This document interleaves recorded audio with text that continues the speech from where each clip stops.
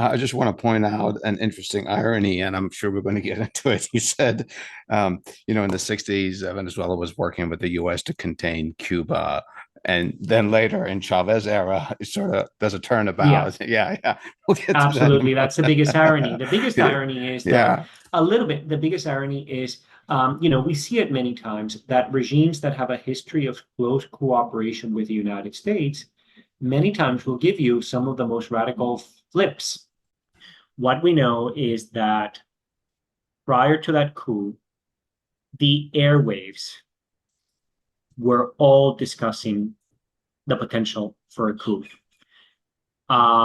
It was very clear that civilians were talking to military officers and that everybody knew that this was a possibility, even Chavez. So there's no So surprise here if the airwaves are there talking was no about it. surprise. There's no surprise. Huh. And in fact, Venezuela had a strong confrontation. Chavez had a strong confrontation with George Bush, the president, but he never stopped selling oil to the United States. What he was doing is selling more and more oil to China. And what was left over would be sold to the United States for a huge profit, He made a super important decision. He reduced the operations of the U.S. Drug Enforcement Administration in Venezuela. Huh. He basically got rid of them. He might have left maybe one or two members there. And he discontinued security cooperation with the United States on every front, not just militarily, but also in terms of drugs.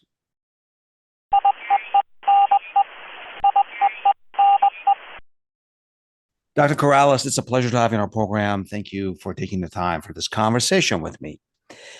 To learn more about America's relationship with Venezuela in the recent decades, let's start with the Cold War. I think that's a good point. So, did the Cold War have a major impact in US Venezuela relations? During the Cold War, Venezuela became one of the few Latin American countries and maybe even global South countries to transition to a liberal democracy. A And liberal democracy, a huh? liberal Okay. democracy. Hmm. It wasn't perfect, but it compared very highly on a number of indicators with some of the liberal democracies we recognize today: the United Kingdom, the United States, Spain. Spain wasn't even a democracy Yeah. when Venezuela became a democracy. And although it was more leftist oriented than anything that is ideologically acceptable in the United States, the United States and Venezuela formed a very deep, close geopolitical relationship that went beyond the trade of oil. Venezuela was one of the United States' most important sources of oil, but also Venezuela saw itself as a major political US partner in the Americas. And that was true for all of the Cold War period and beyond into the Chavez administration. Um, Now, because it was a democracy, it became a country that gave refuge to uh, communists as well as fascists from other countries. Oh, wow. Uh, Communists and fascists. and fascists. So, and all sides, and also Democrats.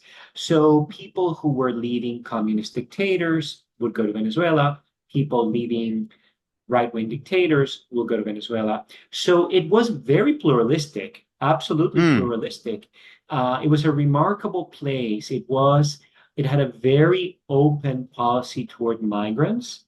And in many ways, I think this helped when it was time to find people who were not exactly in love with democracy. It wasn't difficult to find such figures in Venezuela.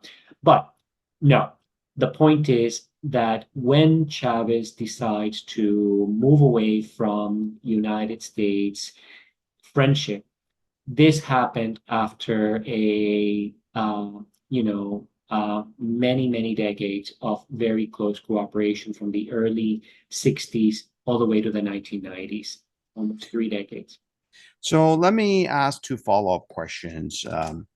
First is, you said Venezuela uh, worked closely with the United States. It wasn't just a source of oil, and we'll get to oil in a moment, Dr. Corrales. But you said they were also partners in major political issues. You said, Yes, what does that mean? What do you mean by that? Is this geopolitical South American right. partnership? So in the 1960s, when communism became dominant in Cuba and among many left-wing guerrillas in the Americas, the Mm-hmm. United States and Venezuela cooperated to try to contain the communist influence and contain Hmm. Cuban influence. In the 1980s and 90s, when the United States became involved in Central American conflicts, once again, Venezuela was a major partner of the United States in trying to figure out a peaceful resolution to a lot of the turmoil in Central America. So they didn't agree, but they were cooperating partners, sharing a significant amount of political and intelligence information as well as military information. I see. This was up until Colombia, Venezuela's neighbor, became the most important partner to the United States in drug interdiction. Up until that, which really happened in the late 80s and 1990s, really one of the closest regimes in South America to the United States politically as a partner was Venezuela. I just want to point out an interesting irony, and I'm sure we're going to get into it. You said, in the 60s, Venezuela was working with the US to contain Cuba. And then later in Chavez era, it sort of does a Yeah, turnabout. Yeah, yeah. We'll get to that in absolutely. That's the biggest irony. The biggest a irony is that yeah. the biggest irony is, we see it many times that regimes that have a history of close cooperation with the United States many times will give you some of the most radical flips. Yeah, yeah, like 180s turnabouts. Um, Yes. Another interesting statement you made is this. You talked about how, as a democracy, Venezuela gave refuge to communists and fascists, and then on top of that, liberals, democratic people, Yes. a pluralistic society. I got that. Yes. Then you followed up with this sentence. It said, for people not in love with democracy, they could find, and these are my words, the following are my words, sort of their kin and comrades in Venezuela. Yes. Absolutely. That is So interesting. So even though it was a democracy, as a former fascist or communist, you could come to Venezuela and these groups are there for you to join. absolutely. So Huh. there were strong Huh. parties. There were strong parties that were of extreme ideologies, and some of the more moderate parties have wings that had extreme ideologies on the right. They were never dominant, but they existed. If I had to do a balance, I would say that in Venezuela, it probably had more left-wing extremists than fascists, but nevertheless, it was very pluralistic, and they were perfectly free to operate because in Venezuela, the state, I mean, this wasn't a Scandinavian country in terms of respecting everyone's freedoms, but it was incredibly free under democracy. That's fascinating. Let's go to another topic that you referenced, you alluded to, and that's oil. I know that Venezuela is a founding member of OPEC, and it has been selling oil to the United States for decades on. You mentioned that, and there have been interruptions from time to time for political reasons more than anything else. But from my perspective, from sort of my lay perspective, you're an expert, so I'm going to ask you this. Um, Venezuela doesn't enjoy the warm, cozy relationships as a oil producing nation that, let's say, Arab Gulf states do. I think in one of the questions I sent you, I sort of used Iran as another analogy, saying Iran severed from the US, but there was a huge revolution and all sorts of things happened. So one kind of understands that the hostage crisis and what have you. So why is it that as an oil producing nation, Venezuela doesn't enjoy that sort of warm, cozy, even protective relationship with the United States? That's probably a big question, isn't Yes. it? So you mean right now, sort of like in the last 10, 15 years, how did it move away from? Yeah, like in our recent memory, in the 2000s on, it sort of Yes. changed. So scholars will debate this question, and I'm going to give you my opinion, but I want to start by saying that reasonable scholars will give you a different interpretation. Hmm. Um, when in Venezuela, you saw a government that wanted to do things that they knew were going to produce criticism from the United States and its allies. When you saw the rise of a country that had an intention to change the regime and engage in things that were going to produce significant degree of criticism from the United States, the government began to look for alternatives, knowing full well that there was going to be a confrontation. And so under Confrontation Chavez with the with US. the United States. Huh. So this is the process that began under Hugo Chavez in the early 2000s. In the very beginning, it was very difficult to find such an alternate market. The market with the United States is ideal for Venezuela. It's very nearby, and Venezuela had refineries in the United States designed to process In the South Venezuelan and the crude. Gulf of Mexico, right? Yes, and in other parts, yes. And it was a very lucrative and profitable and easy business. Venezuela had it all good. So it wasn't right away. So what Venezuela started to do is to begin to develop export possibilities to China, which in the early 2000s was the biggest oil consuming nation in the world, incredibly hungry for oil from anywhere in the world. And Hmm. over the years, Venezuela started to develop that market. But during this process, the United States never declared an embargo on Venezuela. And what's even more interesting, Venezuela never declared an embargo on the United States. Venezuela had a strong confrontation. Chavez had a strong confrontation with George Bush, the president, but he never stopped selling oil to the United States. What he was doing is selling more and more oil to China.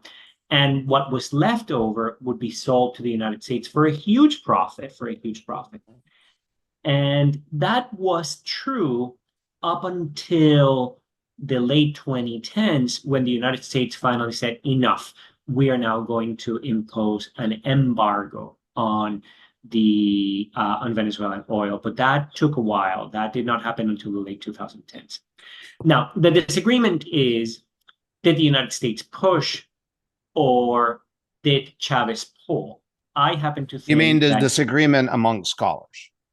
yes, the Okay. disagreement among scholars. Okay. And my position is that Chavez knew right away that he needed to imitate the Cuban model. The Cuban model was, let's make sure that before you have a big confrontation with the United States, you have a buyer of your main export. In the case of Cuba in the 1960s, it was sugar. In the case of Venezuela, it was oil. It took a while for Venezuela to develop such a market, and it finally achieved it to some degree because the like I said, it's much more expensive to sell oil to China than it is to sell oil to the United States. Yeah. Venezuelan oil. Yeah, I bet. And there's transportation, and I'm sure there's refining Transportation issues. is a big one. No, this is Yeah. huge, Yeah. absolutely huge. You have to cross a huge ocean and go through the Panama Canal, whereas it's just a very quick trip from Venezuela over to the Texas and Louisiana coast. Yep. The Gulf of Mexico, I guess, which is called Gulf of America now. Now, we can't talk about the recent history of Venezuela-U.S. relations without really talking more about President Chavez. So I, I want to know this. I've read this and I just want some confirmation and perhaps even an explanation. Did Hugo Chavez get elected by landslide? Was he popular in the late 90s? Yes, not a Hmm. landslide. He was never his first election. He won solidly, but not by a landslide. In fact, he didn't even have control of the legislature. Hmm. But the moment that he became president during his honeymoon, what could call, he made a proposal to the nation that was very popular.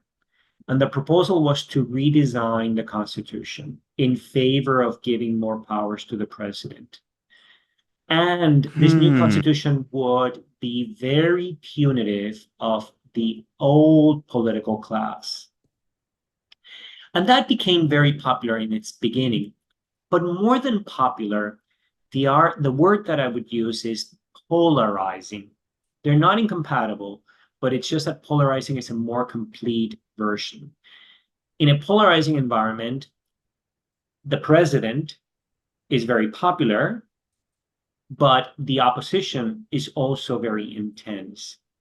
And this was true of Venezuelan politics since the rise of Chavez and his desire to change the political regime. It immediately created major fans as well as major critics. And that characterized a significant part of the Chavez period. There were many times, however, when the government was able to defeat the opposition electorally by a good margin. But Chavez never had approval ratings of 80%, 90%. Other presidents have had that. Today, Bukele in El Salvador have that. In the 2000s, Colombia had a president, Uribe, who had those numbers. Mm-hmm, mm-hmm. Chavez never had those And, and numbers. and those percentages, Bukele or Uribe, were legit. Absolutely, Yeah, yes. yeah. Oh, yeah, yeah, yeah.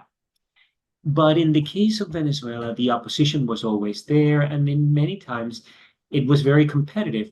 The term competitive authoritarianism, which became very popular, coined by Steve Levitsky and Luke and Way, in many ways was designed to explain Venezuela, the fact that it was a rising illiberal regime that still needed to compete electorally, suggesting that the opposition was always significantly competitive, although it never really managed to unseat Chavismo from office.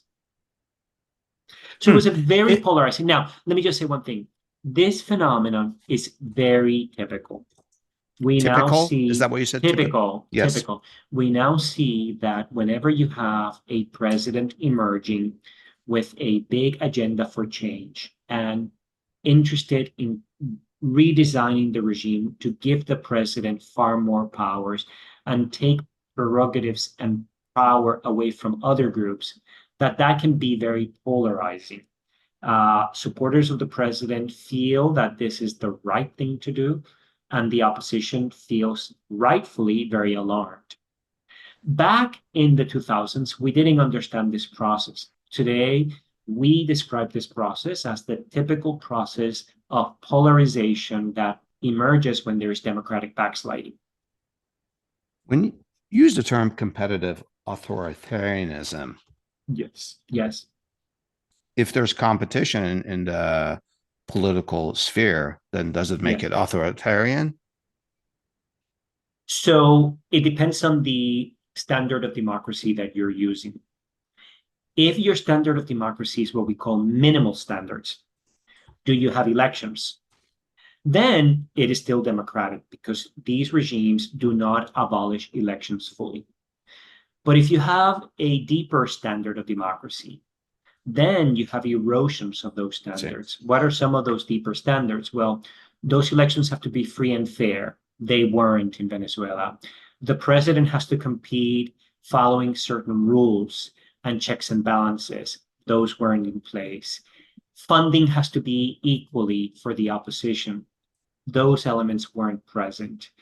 So if you use a standard of democracy that is a little deeper than just minimal standards, then you will discover that there was a significant erosion. But your point is well taken. The regime never crossed the line and turn fully authoritarian. Yeah. It always maintained a certain semblance. And there were always elections, and the government had to develop ways of competing. And in the words of Levitsky and Way, they sweat. This is not easy, but they try every possible trick, all many of which are illegal, to try to make sure that this competition goes in their favor. I see. So it wasn't like the case of Russia now. There was really competition and they had to, even though it was Or not, Venezuela today. or Yes. Venezuela today. And we'll So get to, over time, even the minimal standards of democracy were eroded to the point where they're no longer really credible. and we're going to get to President Yes. Maduro Yes. in the next segment. Now, this is interesting. You talked about polarization and how President Chavez won solidly, but not by landslide. And he was sort of pushing away the old guard, the class or the classes that were ruling or in charge running Venezuela. What I want to know is this: did people that voted for him and continue to vote for him subsequently, did they see Mr. Chavez as sort of their tribune, their savior? Did they have a bad lot in the 1990s and 80s before Chavez? And here he was trying to make the economy for everyone. Was that the message? In the beginning. Yeah. In the beginning, the message was very much correcting economic injustices. Mm-hmm. Venezuela had not one, but two lost decades. Most of Latin American countries had the famous lost decade of the 1980s. Venezuela had that, but Venezuela never recovered in the 1990s and had more financial crises, including a very serious banking crisis. So Venezuela, in 2 decades, produced a significant degree of poverty expansion. And Chavez campaigned initially as a Robin Hood. I see. But once in office, he expanded his agenda to an agenda that included a major transformation of both politics and economics. The state was going to become bigger and less room for market actors.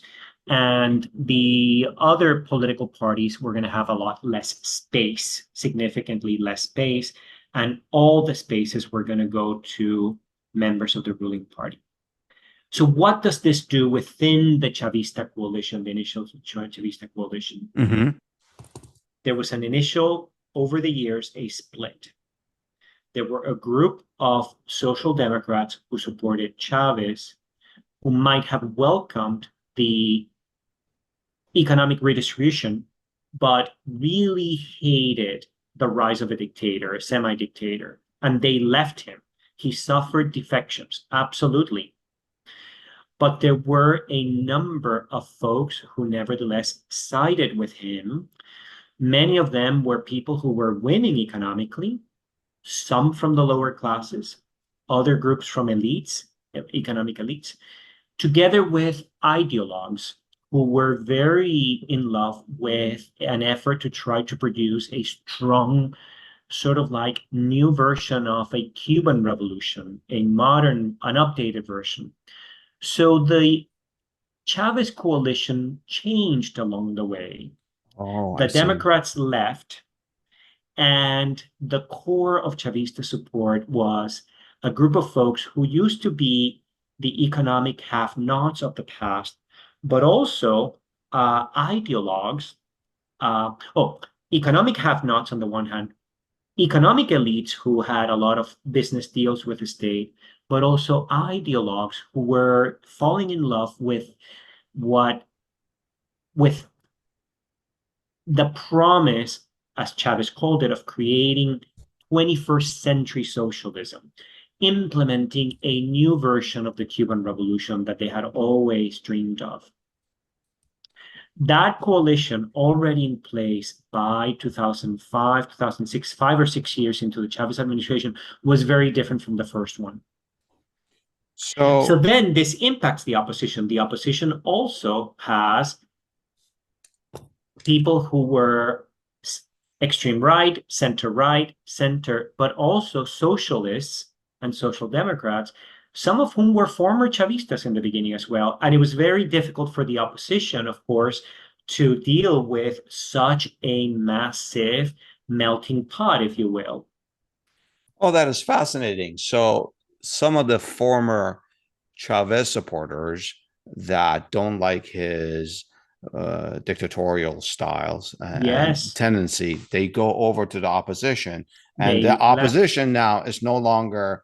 This is my word, conservatives. They also have liberals on their side, left and right, and now it's even hard for them to put up a united front because they are so diversified. Is that a correct assessment? Absolutely. That's my Absolutely. opinion. That's my Um, reading of what happened to the opposition. uh, let's use the few minutes that we have left on this segment on another interesting chapter of Venezuela during President Chavez's um, sort of rule in Venezuela, and that is his uh, his dealings with the United States. Let me start with this: was the U.S. involved in an April 2002 military coup in Venezuela, or is this just propaganda? I have not, okay, of course, if I say I don't see it, that doesn't mean that it didn't happen. Of course, and Yeah, I appreciate that. I have not seen the evidence for it. Now, here's what we know. What we know is that prior to that coup, the airwaves were all discussing the potential for a coup. It was very clear that civilians were talking to military officers and that everybody knew that this was a possibility, even Chavez. So there's no So surprise here if the airwaves are there talking was no about it. surprise. There's no surprise. Huh. And in fact, we do know that anybody doing any type of intelligence work would have picked up these signals very easily. And we do know, in fact, that US officials did inform Chavez that a coup was very possible. Now, we don't have evidence that the United States planned, organized, created the actors. That hasn't been shown. Chavez never really showed us that evidence. The United States government was operating at this point in a democracy and was talking to all actors. And the United States did warn Chavez. Um, but that's my answer to was the United States involved. In fact, when Chavez came back, because the coup unseated Chavez, but in less than 48 hours, Chavez came back. He did not immediately blame the United States for it. He didn't come back with sort of like, the United States are going to pay for this. I think in part because there was no signs that the United States did it. The United States did make the decision, which perhaps was regrettable, that when the coup happened and in the 48 hours when Chavez was not president, the United States welcomed the new government. Maybe too Welcome the new quickly. government. Oh, Welcomed the new wow. government. Yes. Chavez was officially gone. The United States was not happy with Chavez. And the United States said, we're going to recognize this new government. So that is what we do know happened. Was the new Uh, government a liberal government, a military-based government? it's hard to tell in 48 hours, Yeah, yeah. but it was a remarkable moment where two opposite sectors came together. On the one hand, the person who was sworn in was the president of the largest association of businesses in Venezuela. So you Hmm. have a representative of the private sector, but in collaboration with the top labor union, which was the most social democratic. Um, and of course, military personnel who were going along with Chavez before. But it unraveled. The, It the the the unraveled. business leader and labor union, those are strange. Bedfellows, aren't they? Bedfellows, Yeah. absolutely, but they collaborated. They both saw themselves. They both saw the Chavez regime as a big threat to their key concerns. It did unravel, and it is true that one thing that we know, one of the policies that they did try to implement is they abolished the constitution that Chavez approved. And in that sense, that seems very undemocratic. You should have recognized that government should have recognized that that was a democratically legitimate new constitution. And if anything, they should have worked toward reforming it, but not abolishing it. So it had elements of illiberalism, absolutely. But, it was just 48 hours. And when Mr. Chavez came back to power, did he reinstitute that constitution? Obviously, So it that never really went away. Yes, it's sort of like he came back with a very moderate discourse. We made mistakes. We need to reconcile. That lasted. That was ephemeral. That didn't last very long. Soon he returned to his traditional populist discourse of always attacking his enemies, always being very belligerent toward anybody who expressed any kind of dissent. I see. Speaking of being belligerent, here is another anecdote from Chavez's years that I personally remember. I saw this in the news myself. It was 2006. I laugh because it was it was in the news, and it was something that really caught our attention. It was not sort of customary diplomatic behavior. And this is when Mr. Chavez goes up to the UN. This is in 2006, I think, just a general meeting in October. And he says, "It smells of sulfur still today." And so tell us the backdrop. Why did it say this, and what was happening then? Let me begin by saying that it's a very famous scene, and it's good that we focus on it because it's characteristic of populists. When populists talk about their critics, they usually use incredibly dismissive, insulting language. Now, what had happened at that point, between that initial crisis and 2006, Chavez decided that he was going to now imitate the Cuban model of trying to become a world champion of anti-imperialism, and that he was gonna say the worst things possible about the United States, its president, Condoleezza Rice, who was the Secretary of State, and use every public opportunity to be openly vicious and belligerent. That's a style of populism. Yeah. He did the same with his critics at home. The idea is to rally the ideologues. This is what the extreme left loves. And for a while, it hypnotized the extreme left. Remember, this is the time when the world was feeling like George Bush overplayed his hand with the invasion of Iraq. Yeah. And the war on terror. And so it was very easy to emerge as anti-Bush. Now, what is so important about all that theater, because a lot of that was theater, is that, like I said, he never said, therefore, from now on, we won't sell any more oil to the United States war machine. Venezuela continued to sell oil to the very same war machine that Venezuela was denouncing. What Chavez did do is to diminish the influence of the United States in Venezuela in a big way.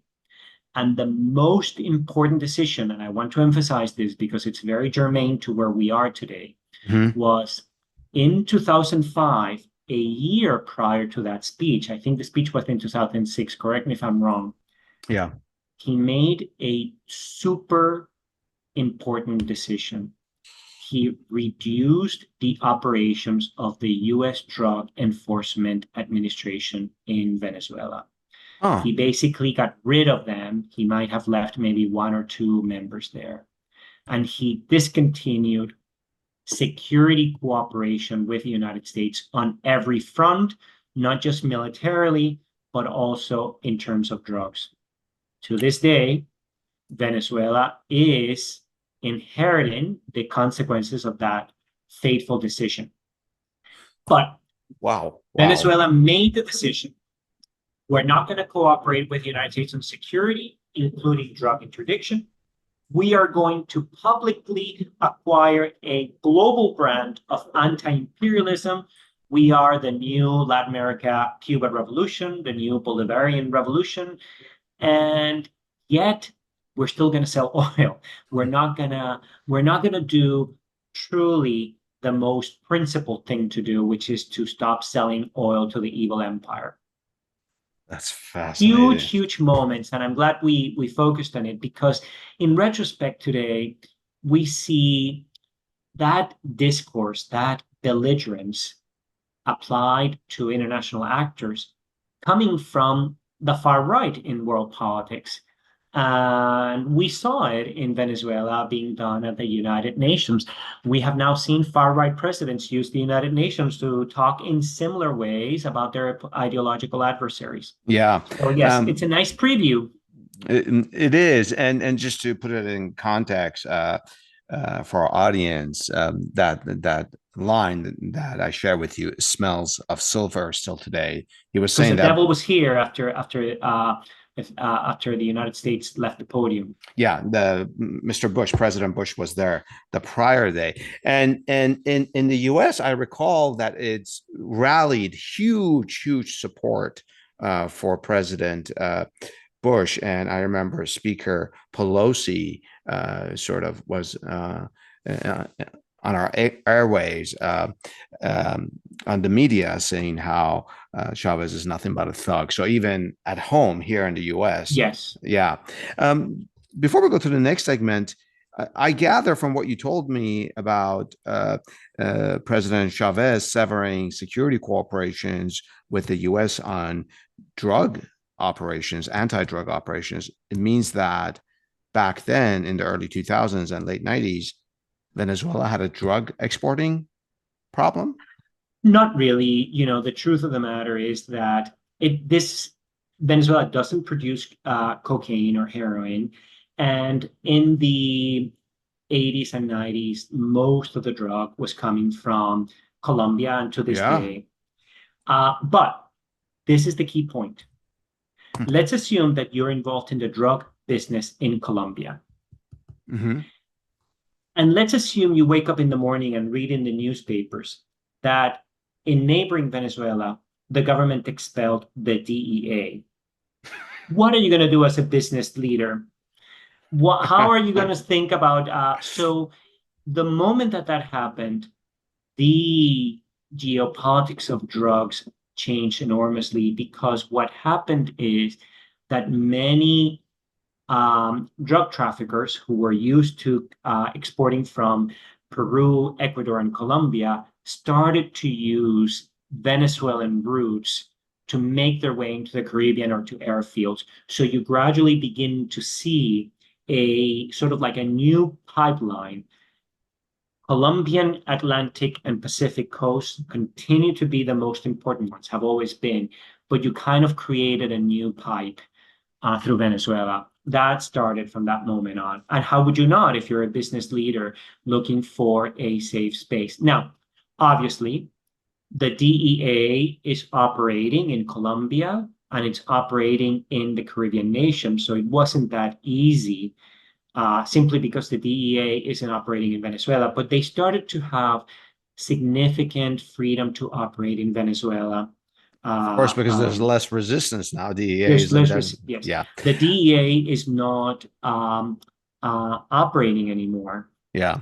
Let's take a break here. In the next segment, I'll speak with Dr. Corrales about President Maduro and President Trump. We'll be right back. Dr. Corrales, does the U.S. have an embassy in Venezuela now? No. There's no personnel. For how long has this been the case? This already was the case under Chavez. Wow. In fact, the end of ambassadorial representation happened while economic trade continued. But yes, That's so since I think it strange. must have been 2008 or 2009. I'm sorry if I don't correct me if Oh, that's okay. there might have been an effort to restore, but I don't think we have had an ambassador since then. So there was the United States had personnel in neighboring Colombia that were in charge of Venezuelan affairs, but nothing officially operating in Venezuela. Doesn't this sound strange to you? I mean, I get the Cuba case, I get the Iran case, I get all the, countries that severed relationships, officially their embassies, I don't know, World War II and all of that. But there was no war going on with Venezuela. Yes, How did right. this And happen? and and and like I said, absolutely, absolutely glitch-free economic trade. Yeah. I think to me, this is a very good sign of the fact that the Venezuelan government did not want to have uh, that political presence in Venezuela. Hmm. Uh, there was really no major economic conflict, but there was a significant political conflict. The Venezuelan government became convinced that having United States presence in Venezuela meant that somebody was going to be watching over them. They were going to be reporting. They were going to be influencing actors locally. They were going to be spending money, maybe. They were going to be able to talk to other embassies, and they wanted the United States out. The United States would be reporting about all the governance problems and be a voice for criticism. So And in some so, ways, Mr. Chavez had his cake and, you know, uh, yes, yes.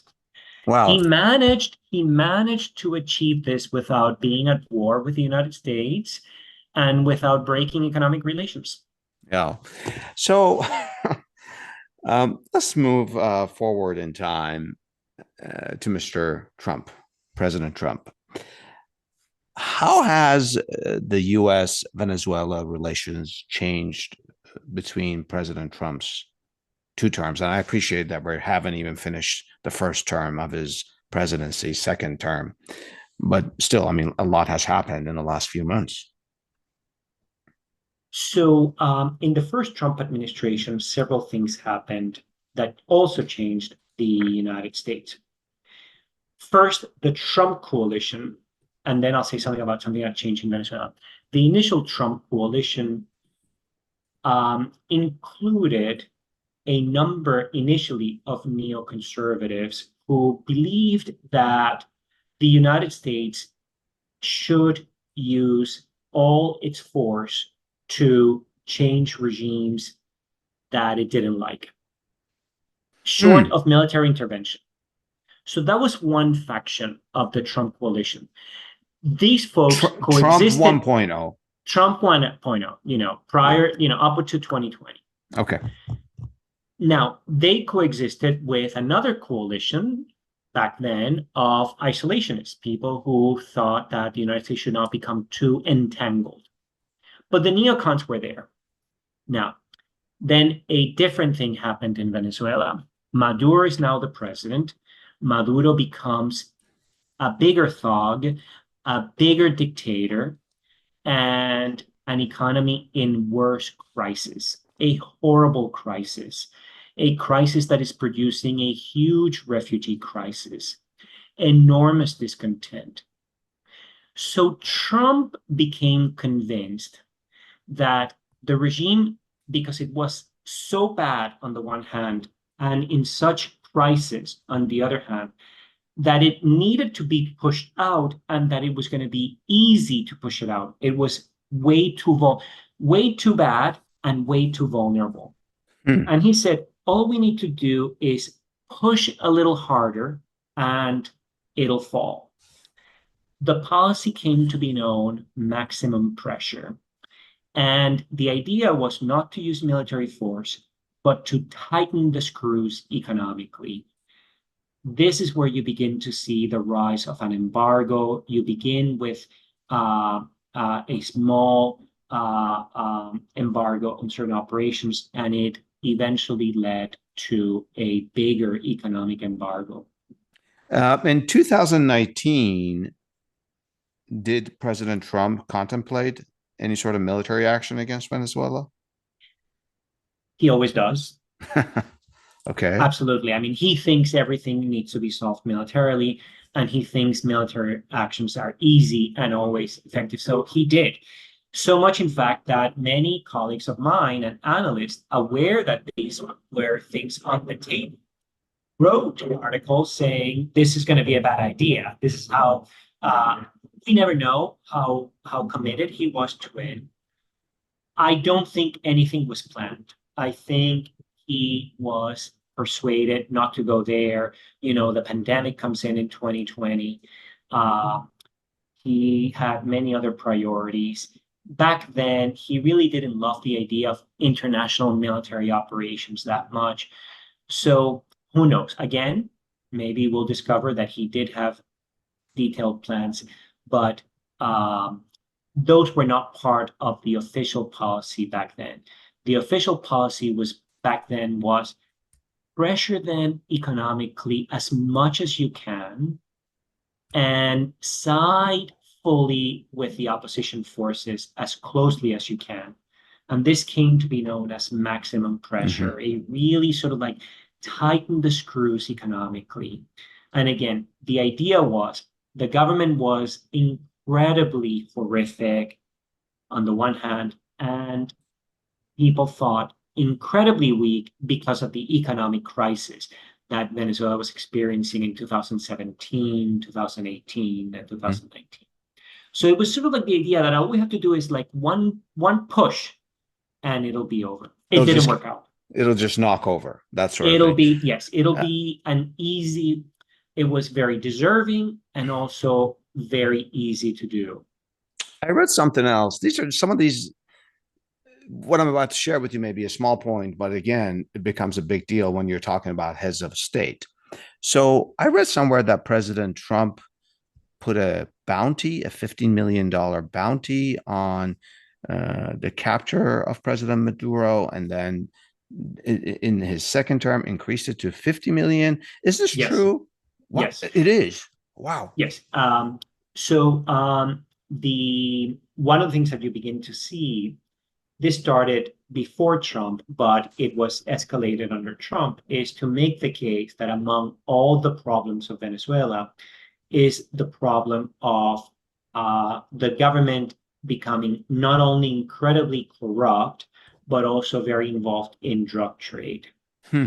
So the United States started to identify leaders of the Venezuelan government as violating international law by becoming involved in drug and very significant forms of corruption, and put these rewards for the arrest and apprehension and deportation of these folks, including the president of, um, of Venezuela. Now, what the United States was hoping with all of this was that people close to Maduro would read the signs in the room and say, if we get rid of Maduro, if we depose him, we will know that the United States will welcome us and will reward us for this.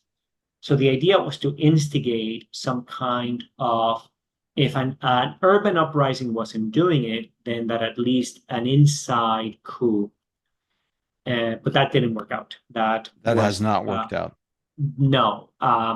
There were many defections again under Maduro. There were many military leaders who defected.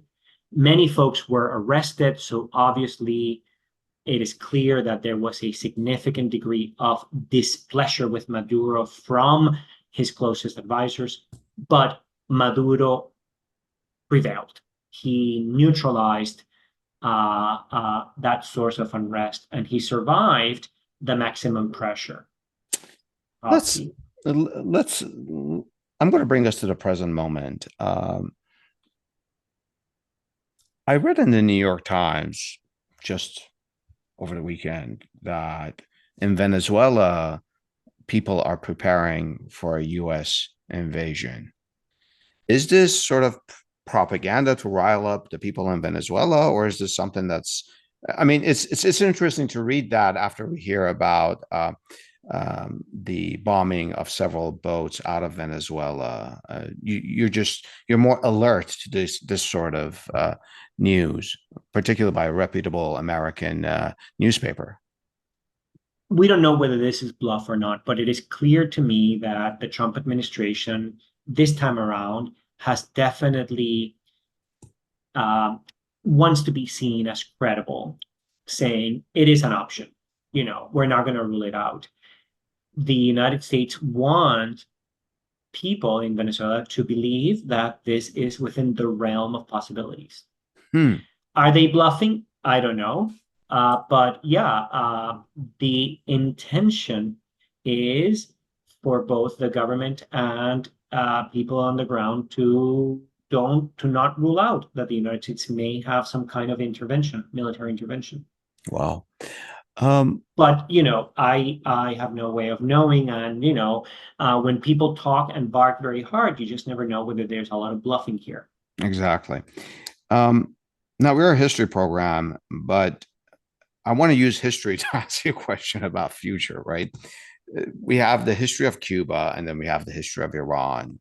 Two countries just have never been able to resolve their differences. Correct. And I've had several scholars come and talk about the case of Iran specifically, and I'm somewhat familiar with Cuba's case as well. But in the case of Iran, it's not just the geopolitics and ideology. There are also certain classes of business people that actually benefit from this regime, even if they're not ideologically lined up with Iran's regime.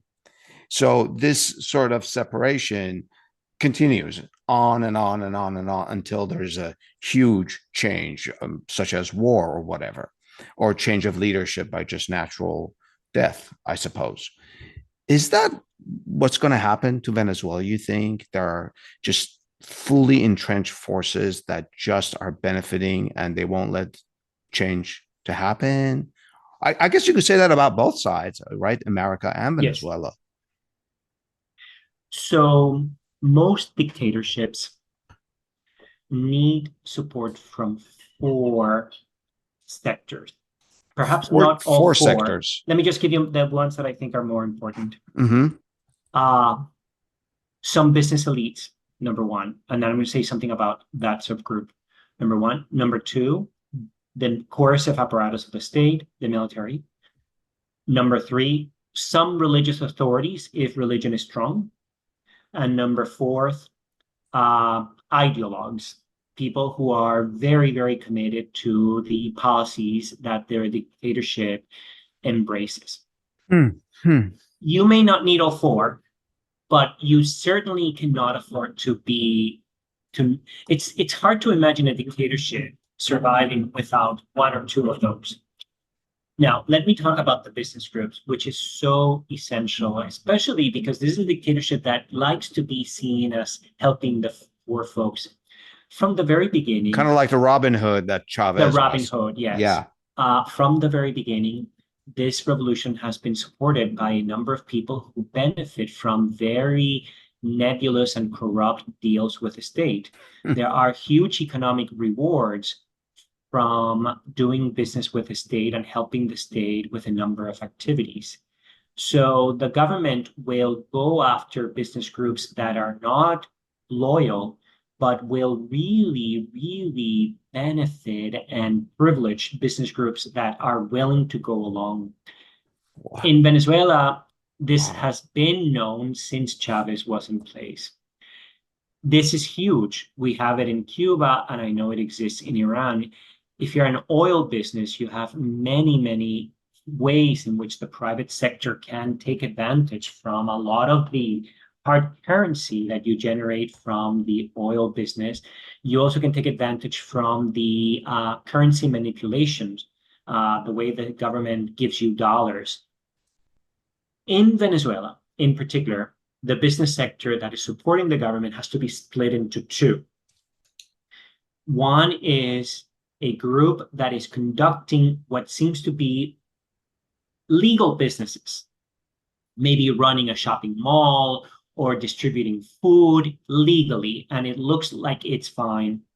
But in Venezuela, we also have illicit business actors who are engaging in contraband and smuggling, including drug contraband, human trafficking, and gold and minerals. They also do a lot of businesses, and they are very comfortable with the status quo. Did they give a kickback to the government? Right. So the idea is that they give a kickback, or they say, let us do our thing and we will do something for you. And we'll share some of this as long as you let me do things. Yes, Hmm. we have significant reason to believe that that's a good portion of the type of business support that the government is getting from folks who are engaged in illicit activities. Okay. And And so, yeah, this is in many ways, for me, those are the four pillars of societal support that you need.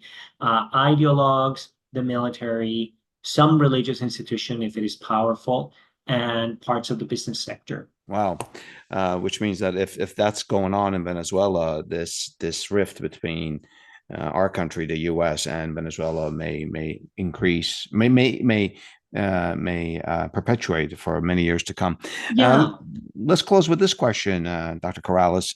If you wanted our audience to remember just one point about U.S. Venezuela relations, just one point after everything we talked about, what would that be?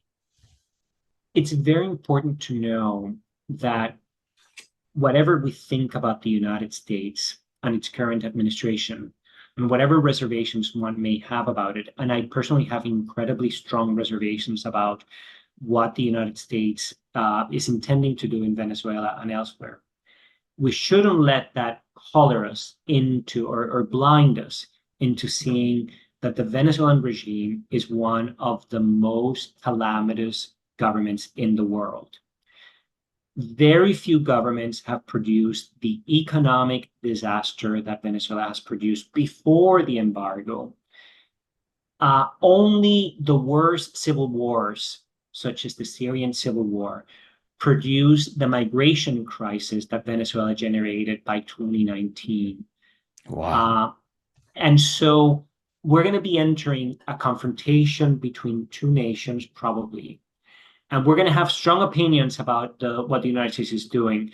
But we should also remember that Venezuela is a truly horrific nation. And sorry, a horrific Government. government, Yeah. government, Yeah. nation state that got to where it did, not because of external actors pressured it Yeah. into becoming that, but simply because bad governance continues to be part of the world that we're in. Yeah. So your point is, even if going forward you end up criticizing U.S. foreign policy towards Venezuela, don't forget that the Venezuelan government is a bad, bad, bad actor Yes. to begin with. Yeah, Got it. Got it. absolutely. Dr. Corrales, thank you so much for educating me and our audience. And to our audience, if you know of any history that could provide more perspective from the past on this subject, please share it with us and tell us what's your perspective. Thank you so much. This was great. My pleasure. Thank you.